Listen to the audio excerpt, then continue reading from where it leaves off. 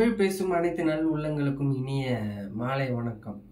இன்னைக்கு நம்ம இந்த வீடியோவில் பார்க்க போகிறது தாவேகா தலைவர் விஜய் அவர்களுடைய அந்த நியூஸஸ் நிறைய போயிட்டுருக்கு. அவர் கரூர் போகிறாரு.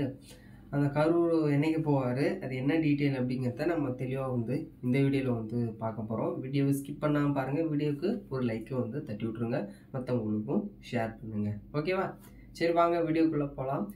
ஃபர்ஸ்ட் ஆஃப் ஆல் எல்லாருக்கும் தெரியும், தளபதி விஜய் அவர்களை எல்லாருக்குமே மேக்ஸிமம் எல்லா நியூஸ் சேனல்லையுமே பார்த்துருப்பீங்க. 41 பேர் இறந்து போயிட்டாங்க. 41 பேர் இறந்த அப்போது தாவேகா தலைவர் விஜய் அவர்கள் போய் ஹாஸ்பிட்டலில் கூட போய் பார்க்கல. அப்படியே திருச்சி ஏர்போர்ட் திருச்சி ஏர்போர்ட்லேருந்து அவருடைய வீட்டுக்கு போயிட்டாரு. அதுக்கப்புறம் ஒரு 2 நாள் கழித்து தான் ஒரு வீடியோ போஸ்ட் பண்ணி, இந்த மாதிரி என்ன எது வேணாலும் பண்ணுங்கள், என் தொண்டர்கள் மீது கை வைக்காதீங்க அப்படின்னு ஒரு வீடியோ போஸ்ட் பண்ணார். ஓகேவா? அதை பண்ணும்பொழுதே நிறைய அரசியல் தலைவர்கள் ஒரு பக்கம் ஒரு பாசிட்டிவாக அவருக்கு ஒரு பேக் போனாக இருந்து சொல்கிறாங்க. இந்த மாதிரி அவர் அவருக்கு இந்த நேரத்தில் நாம் ஒரு உறுதுணையாக இருக்கணும் அப்படின்னு சொல்லி அண்ணாமலையிலேருந்து எடப்பாடி கே பழனிசாமி, நாம் தமிழர் கட்சி தலைவர் சீமான் அவர்கள் நிறைய பேர் சொன்னாங்க. ஆனால் ஒரு சில கட்சி தேமுதிக ஒரு சில கட்சிகள் இந்த மாதிரி பார்க்காமலே இருக்காரு. உயிரிழப்பு ஏற்பட்டிருக்கு. பட் ஆனால் அதற்கு ஒரு என்ன நடந்தது அப்படிங்கிறத போய் நேரில் பார்க்கல அப்படிங்கிற மாதிரி ஒரு பக்கம் ஒரு ஒரு பேடான ஒரு இதுவும் போயிட்டு இருந்தது. ஓகேவா? ஆனால் இப்போது இடையில புஷி ஆனந்த் கழக அந்த பொதுச் செயலாளர் அவர்களை கைது செய்யறதுக்காக நிறைய போராடிட்டு இருக்காங்க. ஓகேவா? அவர் தலைமறைவாக இருக்கார் அப்படிங்கிற மாதிரி. ஓகே, இந்த மாதிரி நிறைய ஸ்ப்ரெட் ஆகிட்டு போயிட்டு இருந்தது. அப்போது இப்போ என்ன ஒரு லேட்டஸ்டான ஒரு அப்டேட் கிடச்சிருக்கு அப்படின்னா, அந்த அப்டேட்டில் தாவேகா தலைவர் விஜய் அவர்கள் டிஜிபி, ஓகேவா, டிஎஸ்பி டிஎஸ்பி அலுவலகத்தில் கேட்டிருக்காங்க. அதுக்கு கரூர் எஸ்பிகிட்ட நீங்கள் அதுக்கான இதை நேரத்தை கேட்டுக்கோங்க. அவங்க உங்களுக்கு க்ரீன் சிக்னல் கொடுத்துட்டாங்க அப்படின்னா நீங்கள் போய் பார்க்கலாம் அப்படிங்கிற மாதிரி சொல்லியிருக்காங்க. அதுலேயும் அவர் போகும்பொழுது மறுபடியும் கூட்டம் ஏற்பட்டு ஏதாவது ஆயிடுச்சு அப்படின்னா ரொம்ப ஒரு இதாக இருக்கும். ஏன்னா மேக்ஸிமம் தொண்டர்கள், நான் ஒத்துக்கிறேன், அவங்க மேலே ரொம்ப பிரியமாக இருக்காங்க. பட் ஆனால் அந்த பிரியத்தை மரத்தில் ஏறி பார்க்குறதா இருக்கட்டும், 2 வீலரில் அந்த பஸ்ஸு ஒட்டி போகிறத, ஒரு பிரச்சார வாகனத்தில் ரொம்ப ஒட்டி போகிறது. இப்போ பிரச்சார வாகனத்தில் கூட போக மாட்டார், காரில் போகிறோன்னு வச்சுக்கோங்களேன். கார்லேயே ரொம்ப ஒட்டி போகும்போது ஒரு நேரம் போல் இருக்காது. இப்போ ஜெகன்மோகன் ரெட்டி இருக்கார். அவர் ஒரு இடத்துக்கு போகும்பொழுது ஒருவர் அந்த முன் டயரில் மாட்டிக்கிட்டு இப்படி காலை திருப்பிட்டே இருந்தது. ஸ்லைட்லி அட்ஜஸ்ட்மெண்ட்டில் போகும்போது காலை இப்படி திரும்பி அவர் ஹாஸ்பிட்டல் சேர்த்து இறந்து போனார். ஓகே, ஒரு தொண்டர்களாக இருக்கும்பொழுது நீங்கள் ஒரு ஓரமாக நின்று வேடிக்கை பார்க்கறது ஓகே. பார்க்க முடியவில்லை என்றால் வேறு இடத்திற்கு வரும்பொழுது அவரை பார்க்க நீங்கள் செல்லணும்.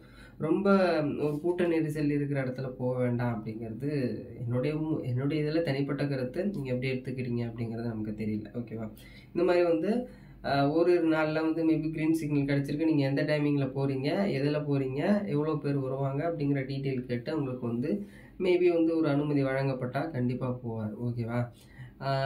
அவர் அரசியல் பயணங்கிறது விஜய் மக்கள் இயக்கம் அப்படிங்கிற மாதிரி இப்போ ரீசெண்ட் டேஸில் ஒரு சில எலெக்ஷன் 2021 எலெக்ஷனில் ஊரக உள்ளாட்சி தேர்தலில் போட்டியிடும்போது நல்ல வாக்கள் பெற்றிருந்தார். ஓகே, அதில் டீசெண்டாக வந்தார். அதற்கான வீடியோ பின்னாடி போடுவார். ஓகேவா?